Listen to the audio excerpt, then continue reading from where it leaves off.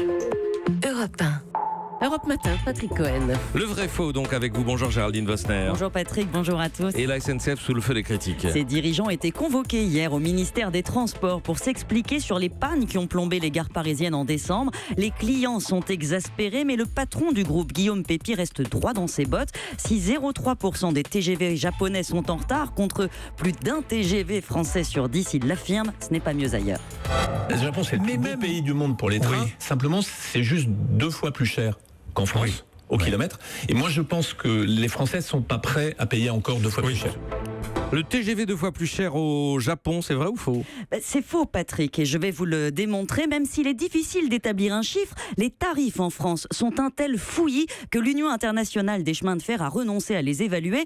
L'organisation Que Choisir a scruté l'an dernier 80 liaisons. Elle a conclu un prix moyen de 17 centimes d'euros par kilomètre. En testant 6 liaisons principales à travers le Japon, j'arrive exactement au même chiffre. Et les lignes plus récentes, donc plus chères, dépassent d'environ 20% le tarif français. En fait, c'est la construction des infrastructures qui coûte beaucoup plus cher au Japon, de 35 à 50 millions d'euros le kilomètre contre 25 millions en France, parce que le relief est accidenté, qu'il y a des contraintes sismiques, mais ça ne se reflète pas lourdement sur le prix des billets, qui ne sont pas du tout fixés de la même manière. En France, on pratique le yield management pour maximiser les profits. La SNCF fixe ses tarifs avec un logiciel en fonction de variables, horaires, taux d'occupation en temps réel.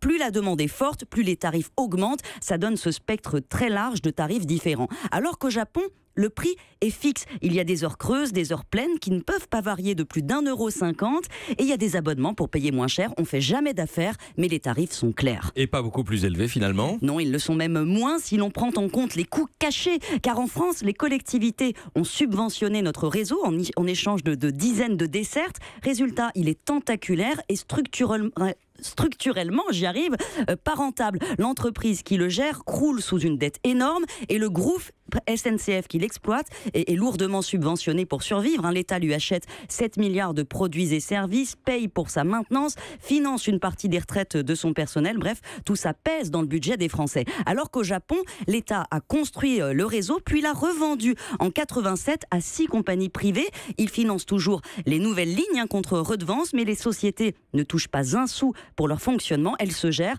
La plus grande compagnie tire 1/3 de ses revenus de l'exploitation des terres qui sont le long des voies avec des centres commerciaux, des bureaux. La SNCF pourrait faire la même chose, mais elle préfère vendre ses terrains pour renflouer ses caisses. Merci à vous Géraldine Vosner et à demain. Europe 1.